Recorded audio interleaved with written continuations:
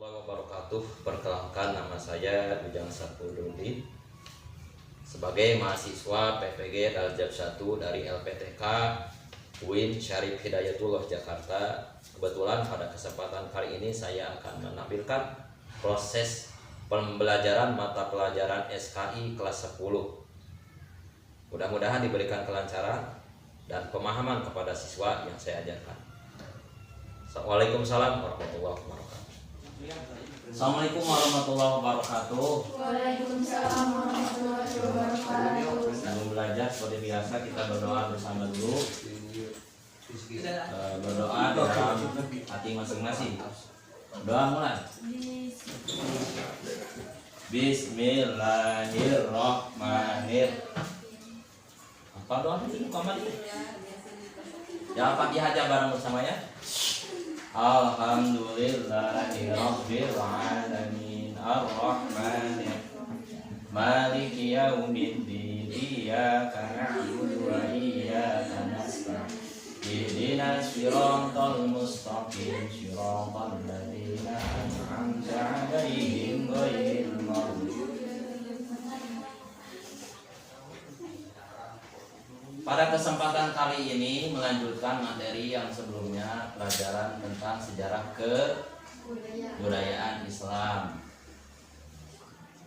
Pada kesempatan ini alhamdulillah materi yang akan Bapak sampaikan adalah materi perihal hijrah Nabi Muhammad SAW. Supaya tidak banyak kata, maka saya singkat hijrah Nabi SAW. Tapi maksudnya tahu ya, hijrah Nabi Muhammad SAW. Sebelum ke pembahasan, saya mau bertanya dulu kepada siswa-siswi sekalian mungkin ya. Apa mana hijrah? Hijrah tahu nggak hijrah apa? Hijrah ada yang tahu nggak? Lin hijrah apa? Hijrah? Hijrah pernah mendengar kata hijrah? Hijrah? Masa apa sih hijrah? Hijrah tahu tuh? Di medsos sering mendengar kata hijrah ya. Mari berhijrah, perempuan pakai cadar, pakai pakaian yang serba tertutup. Itu kan hijrah ya?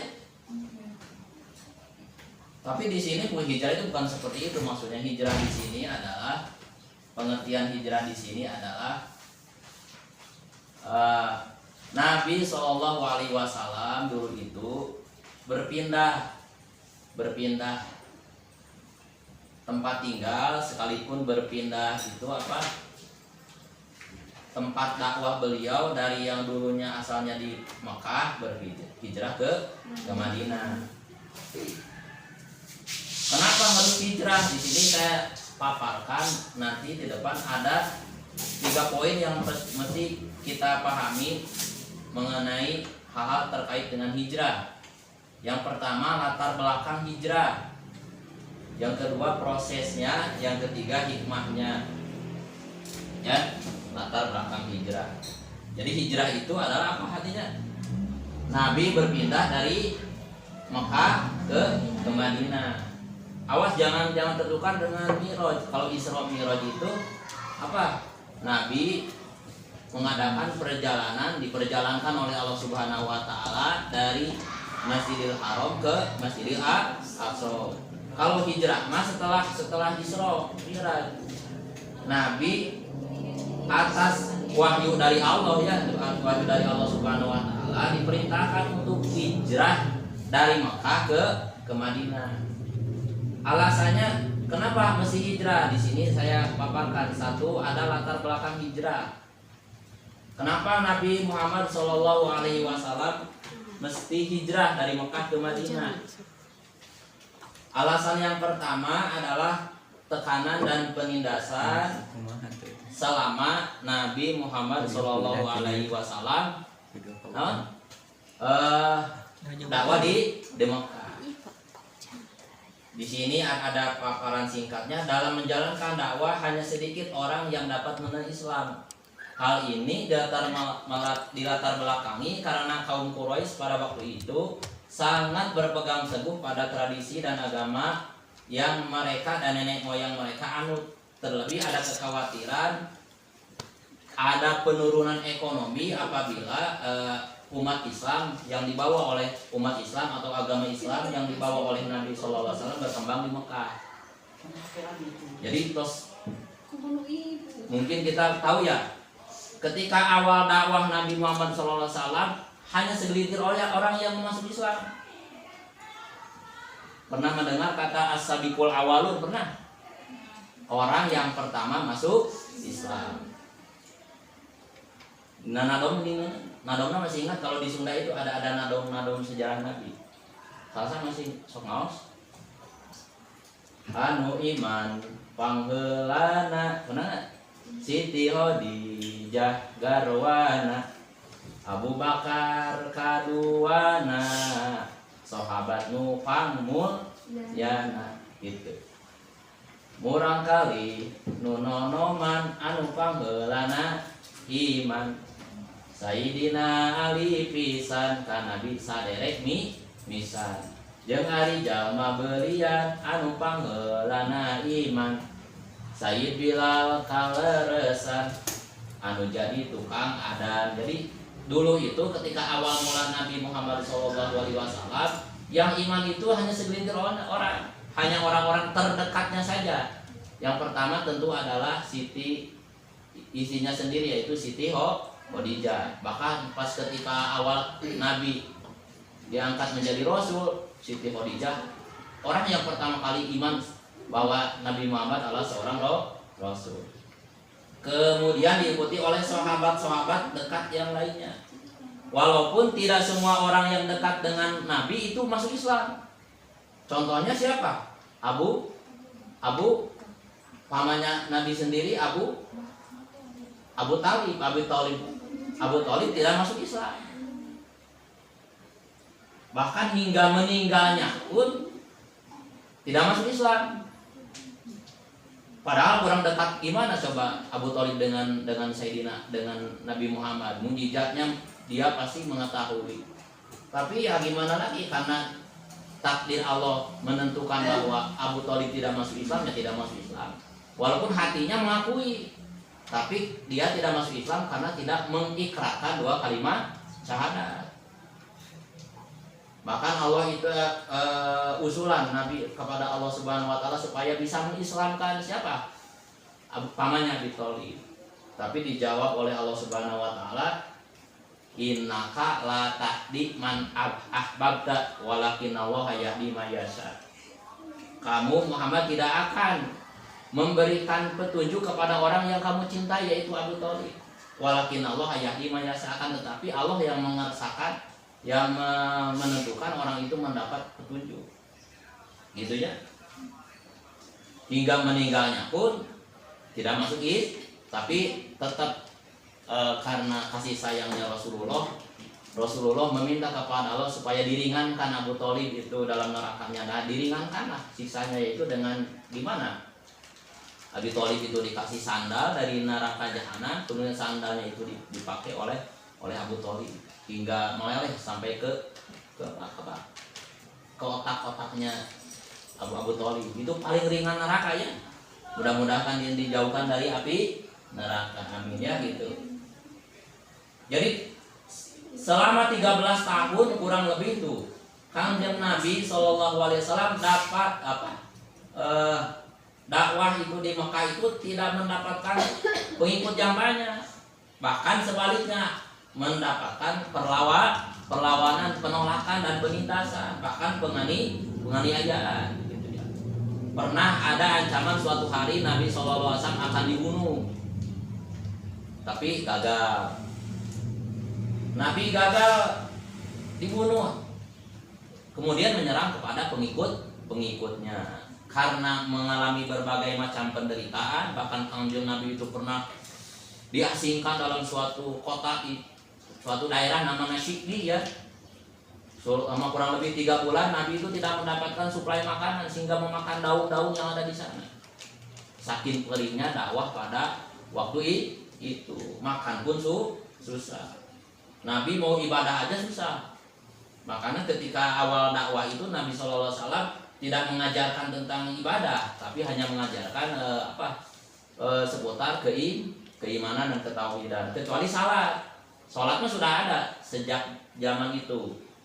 Pada pas hijrah pas Isra Mi'rajnya Kanjeng Nabi sallallahu alaihi wasallam diperintahkan salat.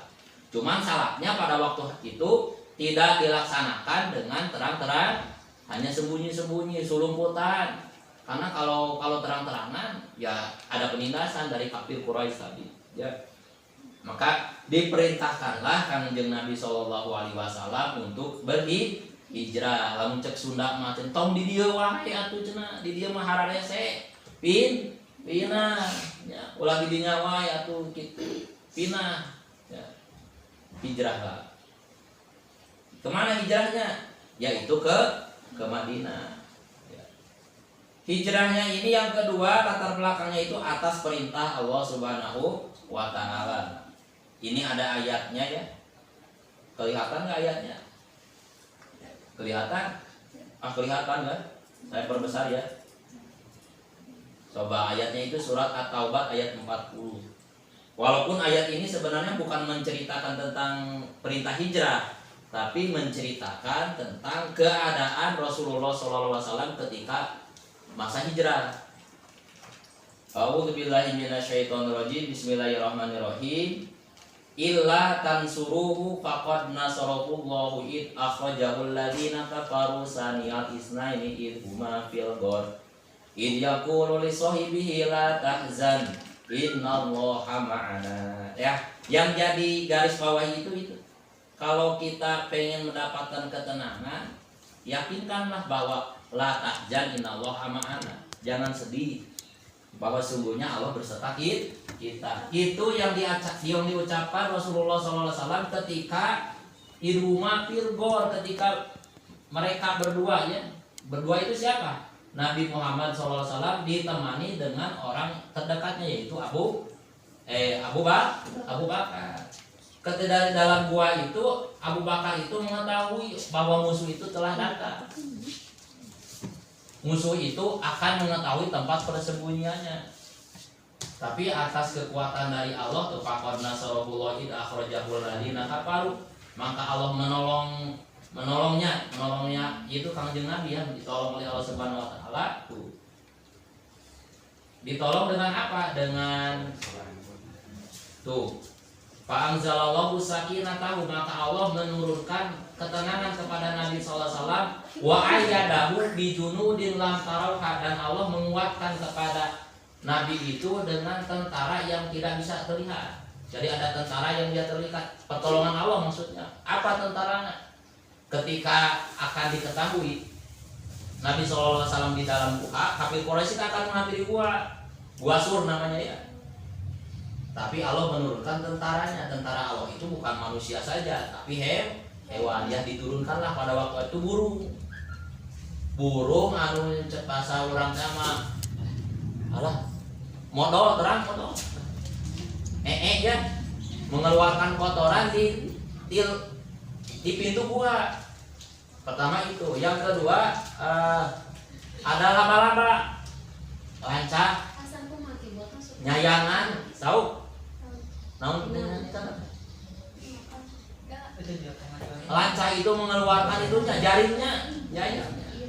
Sehingga ketika ada orang yang mau masuk pada waktu itu akan diketahui. Maka ditolong oleh Allah Subhanahu wa Ta'ala dengan dua hewan tadi, laba-laba dan apa? Dan burung. Jangan masuk katanya, gak mungkin Nabi ada di dalam gua. Lihat saja di dalam gua itu ada sarang laba-laba, di pintu gua itu gak mungkin. Kalau Nabi ada di dalam pasti tidak akan ada sarang laba dan tidak akan ada kotoran burung di sana. Ada kotoran burung di sana. Jadi ada selamat ya Nabi. Bahkan ada ilmu saya dari Habib Habib Salim. Ketika Nabi SAW ada di dalam gua bersama Abu Bakar, ini tidak ada di dalam kursus pelajaran, adanya di kitab-kitab. Ada cerita ketika Nabi SAW berada di dalam gua bersama Abu Bakar, sahabat Abu Bakar dia merasa cemas. Akan apa? Akan ketahuan tempat persembunyiannya oleh kafir Quraisy pada waktu itu. Ketika malam kan gelap ya, karena gelap memerlukan cahaya, maka di dalam mengadakan apa? Mun urang mah ngadurukan gitu, tahu ngadurukan? Ngadurukan terang, membuat api lah dengan apa? Kayu bakar yang ala kadarnya yang ada di dalam. Karena guha dan zaman itu jangan dibayangkan seperti guha di kita gitu. Guhanya itu tersusun dari batu yang bertumpuk-tumpuk. Jadi kalau ada cahaya di dalam itu akan terpancar cahayanya keluar. Oleh Abu Bakar kan ada celah-celah lubang batu itu yang bisa ditembus oleh cahaya ditutup oleh baju siapa? Baju Abu Bakar, baju Abu Bakar teh disoek-soek di urang mah. Cocokan lihat kita teh bisi naon. Bisa apaleun dia di jero aya Kanjeng Nabi Muhammad. Ada lubang yang terakhir kemudian ditutup yang terakhir mah bukan dengan pakaiannya karena pakaiannya sudah habis. Tapi habis itu bukan berarti telanjang ya, hanya sekedar menutupi aurat aja gitu ya. Ada ditutup pakai tangan. Ternyata yang ditutup pakai tangan itu bukan lubang arah keluar. Ternyata lubang ular. Maka seketika ular itu ternyata di dalam lubang itu ada ular gitu. Maka si ular itu menjadi orang apa no? Macrok atau menggigit tangan Abu Bakar hingga Abu Bakar tidak bisa menahan sakit karena gigitan ular. Tapi tidak berteriak karena kalaupun berteriak akan ketahuan, ditahan hingga keluar keringat dari kulit-kulitnya keluar.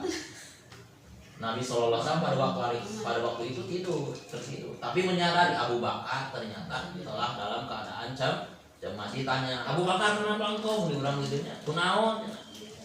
Jawab Abu Bakar, saya dipatuk ular. Lalu dipanggillah ular itu oleh Nabi Muhammad SAW. Hei ular, kenapa kamu mematuk tangan sahabat saya? Jawab ular itu, gimana coba alasannya?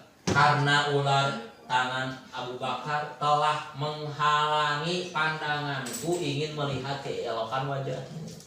Jadi si ulatnya hayang ningali indahna rupanya Kanjeng Nabi Muhammad SAW, tapi dihalangi usaha ku Abu Bakar gitu.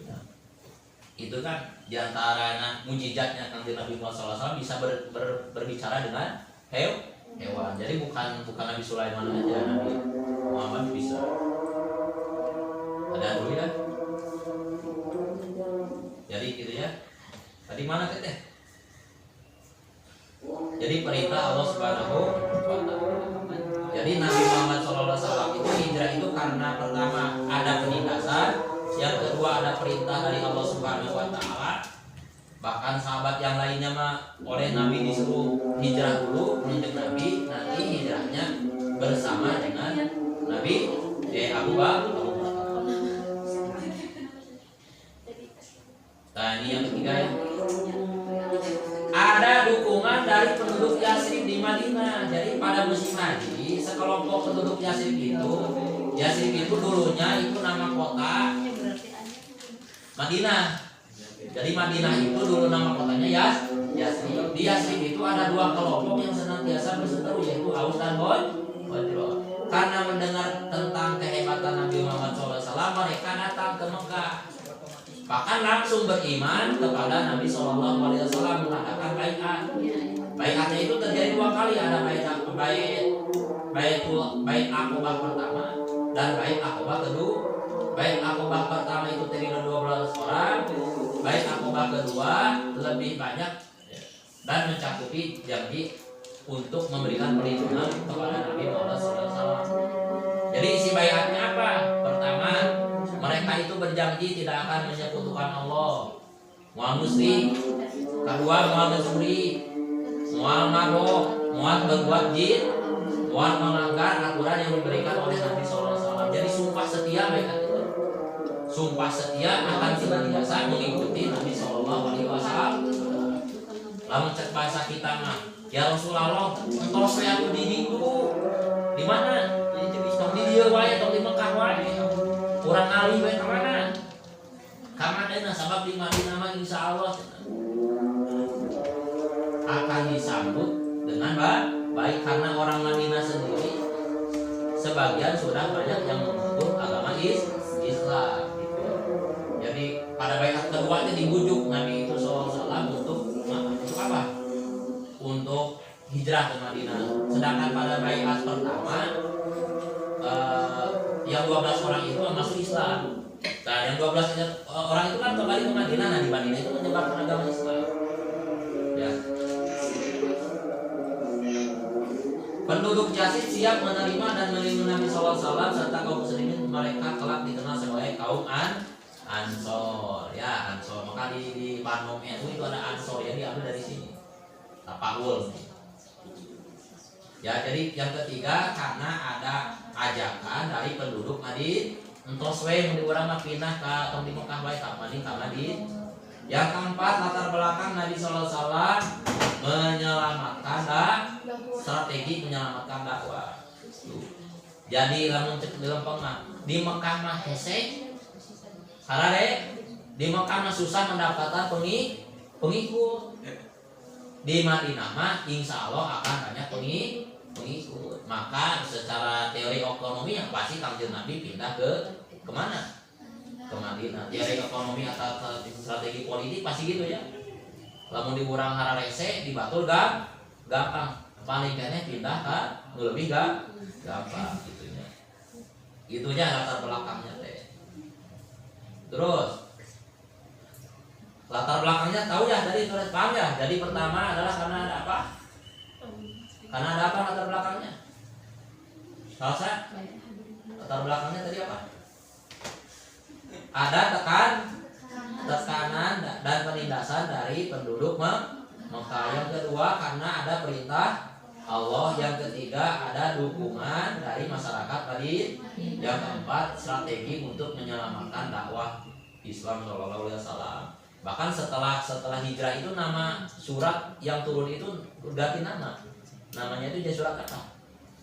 Surat Madaniyah. Tapi sebelum hijrah mah suratnya surat Makkiyah. Surat Makkiyah kebanyakan isinya itu tentang tauhid. Sedangkan di masa Madaniyah surat yang turun itu kebanyakan isinya tentang perintah ibadah seperti apa? Puasa, apalagi haji, ibadah apa lagi? Puasa, haji, zakat ya diwajibkan di Madinah. Kecuali salat mah diwajibkan ketika Nabi masih ada di Mekah. Paham ya situ ya, paham ya? Bisa lanjutkan ya. Terus prosesnya gimana nih hijrah ini? Ada. Sekarang mah gampang tinggal cari aja ya di internet atau di media banyak. Yang pertama, strategi Nabi SAW, Nabi tidak langsung hijrah begitu saja. Walaupun sahabat yang lainnya seperti Ali bin Abi Thalib itu hijrah lebih dulu, berangkat lebih dulu ke Madinah 3 hari. Nah di sana melibatkan orang-orang penting yang berperan dalam persembunyian itu. Yang pertama ada Amir bin Fuhairah. Amir Fuhairah itu tugasnya mengiringi kambing melalui jejak mereka. Jadi jejak mereka itu diikuti oleh kambing gembalanya supaya ketahuan jejaknya. Yang kedua Abdullah bin Uraik. Ini adalah seorang non-muslim tapi profesional dia. Lamun diburuhan dia, lamun dikasih upah dia akan jujur. Jadi Abu Bakar itu selama masa hidupnya itu hartanya itu habis. Di antaranya itu adalah untuk memberikan upah kepada Abdullah bin Uraik. Ia yang mengetahui jalan menuju Madinah, tapi melalui jalan alternatif, jalan tikus kalau tidak melalui jalan yang umum. Dan dipandu oleh seorang kafir Quraisy tapi jujur, namanya Abdullah bin Uraik. Terus ada lagi Abdullah bin Abu Bakar. Ia adalah seorang putra Abu Bakar, memberikan kabar perihal apa yang akan dilakukan kafir Quraisy. Jadi bolak-balik ke Mekah, ke Gua Hiro, ke Mekah, ke Gua Hiro. Kalau ada kabar yuk kafir Quraisy akan berbuat sesuatu, langsung diberitahukan kepada Nabi yang ada di Gua Sur. Kemudian ada ya putra Abu Bakar itu Asma binti Abu Bakar. Beliau yang apa? yang mengantarkan makanan atau pembekalan selama 3 hari di dalam gua. 3 hari dalam gua masih butuh makanan gurunya. Maka disuplai lah, dikirimlah secara sembunyi-sembunyi menyamar oleh putra Abu Bakar namanya Asma. Jadi si makanan tadi diikat di perutnya ya. Diikat di perutnya ya. Oke. Lanjutkan ya. Sok ya, saudara. Terus kemudian sampailah mereka di mana? Di Madinah. Tapi sebelum sampai di Madinah,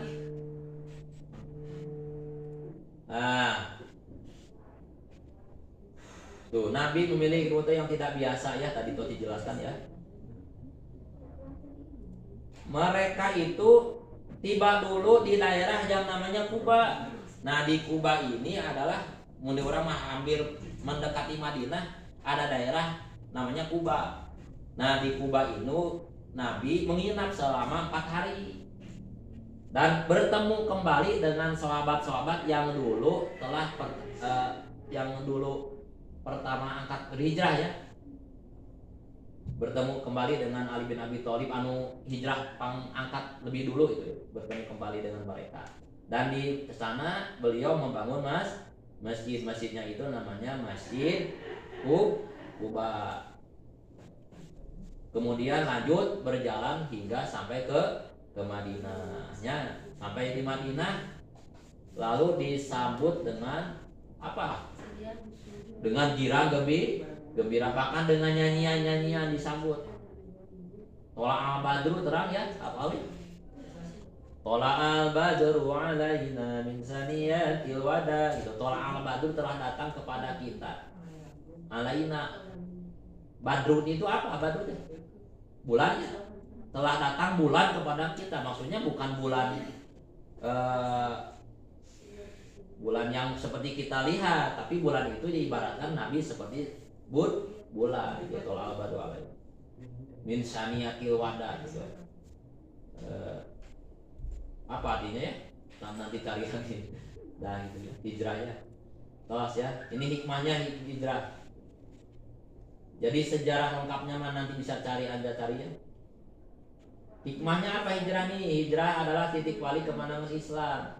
Jadi setelah hijrah Nabi SAW dan para sahabat bisa menjalankan Islam secara bebas. Di Mekah mahar reser ibadah-ibadah acan, di Madinah mah bisa menjalankan ibadah sholat berjamaah. Di Mekah mah boro-boro berjamaah, sholatnya di rumah masing-masing. Bahkan sholat Jumat itu tidak pernah dilakukan di mana? Di Mekah pada waktu itu. Tapi di mana? Setelah Nabi berada di Madinah barulah mengadakan sholat Jumat. Dan dibangunlah di sana itu masjid apa? Masjid Nabawi yang sekarang menjadi tempat peristirahatan Nabi SAW. Jadi Nabi itu dimakamkan di rumahnya. Karena masjidnya itu mengalami perluasan, maka rumah Nabi SAW beserta makamnya itu menjadi bagian dari masjid. Ya doakan saja mudah-mudahan kita bisa ke sana ya. Terus masih ada ini. Eta siapa? Keduanya ini hijrahnya perpaduan antara ikhtiar dan tawakal.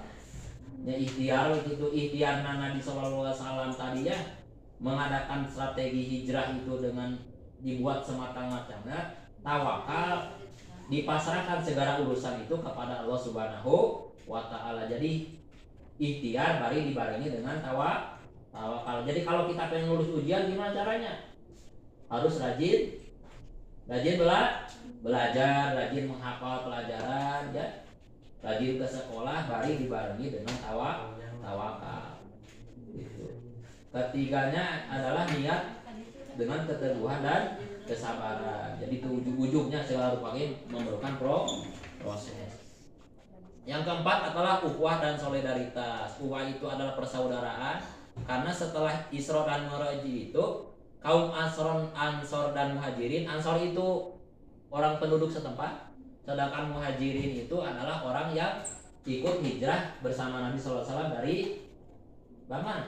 Dari Mekah ke Madinah. Bahkan persaudaraan mereka sampai begini ya, misalnya kalau ada orang Ansor mempunyai istri banyak, istrinya teh banyak, siret ya, saya itu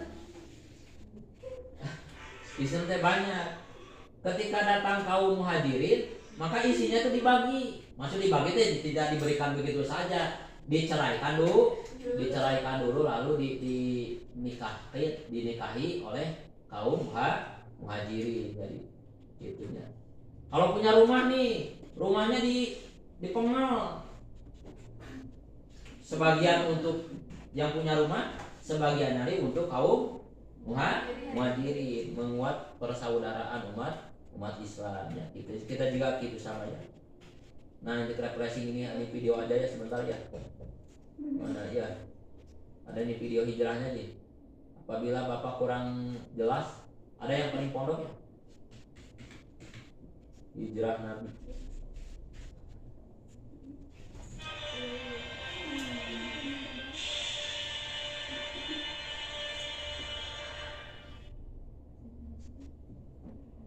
Selama 12 tahun Nabi Muhammad SAW dakwah kepada masyarakat Mekah, perkembangan dakwah Islam tidak terlalu besar. Masyarakat Mekah banyak yang menolak, bahkan tidak sedikit di antara mereka yang menentang. Maka Nabi kemudian mengubah strategi dakwahnya. Beliau mulai berdakwah kepada orang di luar kota Mekah yang datang ke Mekah pada musim haji. Pada tahun 12 kenabian atau 623 Masehi, Nabi Muhammad SAW menemui rombongan haji dari Yathrib yang berjumlah 12 orang. Dalam kesempatan itu, Nabi menyampaikan dakwahnya. Dakwah Nabi disambut dengan baik. Mereka masuk Islam di hadapan Nabi. Mereka melakukan baiat atau sumpah setia yang kemudian dikenal dengan baiat atau pertama. Pada tahun 13 kenabian, bertepatan dengan tahun 624 Masehi, jamaah haji Yathrib yang berjumlah 73 orang kembali menemui Nabi. Mereka menyampaikan pesan dari penduduk Yathrib agar Nabi bersedia datang ke Yathrib. Baiat Aqabah ini membuka harapan baru bagi Nabi Muhammad SAW untuk meraih kemenangan. Setelah mendapatkan jaminan dan perlindungan dari penduduk Yathrib, Nabi Muhammad memerintahkan para sahabatnya untuk hijrah ke Yathrib secara bertahap dan sembunyi-sembunyi. Sedangkan Nabi Muhammad SAW masih tinggal di Mekah menunggu perintah Allah Subhanahu wa Ta'ala untuk hijrah.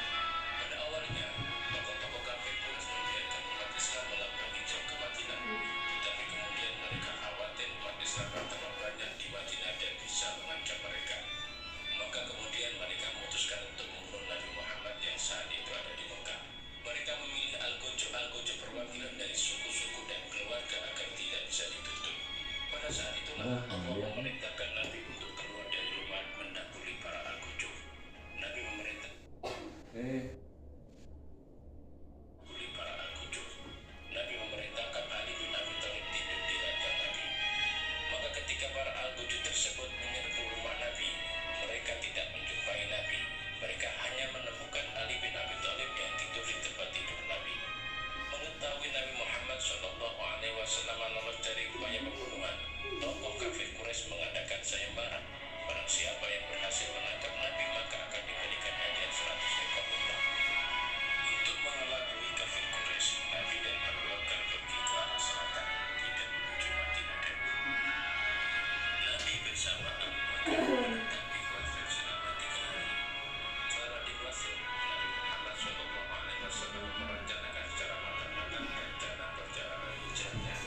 Rencana yang dilakukan Nabi antara lain menugaskan Abdullah bin Abu Bakar untuk memberikan laporan setiap hari tentang rencana kafir Quraisy, menyuruh Umar bin Khattab mengembala domba di sekitar gua untuk membeli minum Nabi dan Abu Bakar, menyewa penunjuk jalan bernama Abdullah bin Aqab untuk menuju ke Madinah melewati jalur khusus. Dengan dibantu oleh Abdullah bin Aqab, Nabi dan Abu Bakar melaksanakan perjalanan ke Madinah. Setelah menempuh perjalanan 7 hari bersama Abu Bakar, Rasulullah sampai di Kubah. Di sini Rasulullah membangun masjid yang merupakan masjid pertama dalam sejarah Islam. Pada Jumat pagi, Nabi Muhammad dan Abu Bakar meninggalkan Kubah menuju Madinah. Sampai di perkampungan Bani Salim bin Auf, Nabi diperintahkan melaksanakan sholat Jumat. Sholat Jumat inilah sholat Jumat pertama dalam Islam. Akhirnya pada tanggal 12 Rabiul Awal atau 6 Juli 6 Masehi, Nabi Tuhan Yasin warisan oleh umat Islam biasa yang berasal dari Mekah maupun penduduk biasa. Pada masa pemerintahan Khalifah Umar bin Khattab, wilayah Islam sangat luas dan membutuhkan pengaturan administrasi pemerintahan. Itu tinggal video aja. Itu pemerintah Islam tidak mempunyai kalender sendiri. Mereka masih mengikuti kalender Romawi atau Persia. Maka Khalifah Umar bin Khattab mempunyai gagasan untuk membuat kalender Islam. Maka dikumpulkanlah para sahabat untuk bermusyawarah. Pada saat itu Ali bin Abi Thalib mengusulkan tahun Islam dimulai saat terjadinya peristiwa hijrah ke Madinah. Usulan ini kemudian disetujui. Maka sejak saat itu ditetapkanlah kalender Islam yang disebut dengan tahun Hijriah. Adapun tahun 1 Hijriah ditetapkan bersama dengan tahun hijrah Nabi Muhammad SAW ke Madinah tahun 422 Masehi. Sedangkan sistem kalendernya menggunakan sistem Qamariyah yang diawali dengan bulan Muharram sebagai bulan pertama dan Zulhijjah sebagai bulan kedua. Ketika Islam masuk Indonesia, sistem kalender Hijriah ini juga ikut dibawa oleh para penyebar agama Islam. Raja Sultan Agung dari Kerajaan Mataram Islam berupaya menggabungkan kalender Islam dengan kalender Jawa. Hasilnya, penanggalan Jawa kemudian menggunakan sistem Qamariyah seperti kalender Hijriah. Nama-nama bulan Arab yang ada di kalender Hijriah juga digunakan dalam kalender Jawa. Bulan Jawa diawali dengan bulan Suro yang merupakan nama lain dari bulan Muharram dan diakhiri dengan bulan besar yang merupakan nama lain dari bulan Zulhijjah. Masyarakat Jawa mempunyai tradisi memperingati tahun baru yang jatuh pada tanggal 1 Muharram atau 1 Suro. Disepakatkan, peringatan malam 1 Suro dirayakan dengan mengadakan kirap malam 1 Suro. Dalam acara ini, pihak keraton maupun negara ikut serta dengan mengeluarkan pusaka milik keraton untuk dikirap bersama-sama. Peserta kirap mengelilingi tembok pura Mangkunegaran. Selama kirap berlangsung, mereka tidak diperkenakan untuk bicara. Bagi masyarakat Jawa, pergantian tahun baru ini merupakan ajang merenungkan diri. Ritual tanam bisu selalu dilakukan pada malam Suro sebagai bentuk merenungkan diri agar menjadi lebih baik lagi. Sah, ya. Tos ya, alhamdulillah ya. Nanti ada kuisnya di rumah ya. Bapak kirimkan melalui WA grup. Pertama tadi sesuai materi ini bisa ditulis di karena waktunya tidak memadai lagi. Nah ini aja. Pertama, apa yang melatari? Nah, bisa di sini ya. Mana ya? Apa yang melatar belakangi terjadinya peristiwa hijrah? Yang kedua adalah bagaimana strategi atau proses yang dilakukan oleh Nabi SAW dalam perjalanan hijrah itu. Yang kedua, yang ketiga, apa hikmah hijrah yang bisa dipetik atau pelajaran yang bisa dipetik dalam kehidupan kita sehari-hari. Gitu ya, 3 aja ya. Sesuai materi ini ya. 1 latar belakangnya, kedua prosesnya, yang ketiga hikmah mah berkaitan dengan kehidupan kita. Jadi naon pelajaran naon ibrohna apa yang bisa didapat ya. Nah, sekian yang bisa saya sampaikan, mudah-mudahan ada manfaatnya bagi kita semuanya.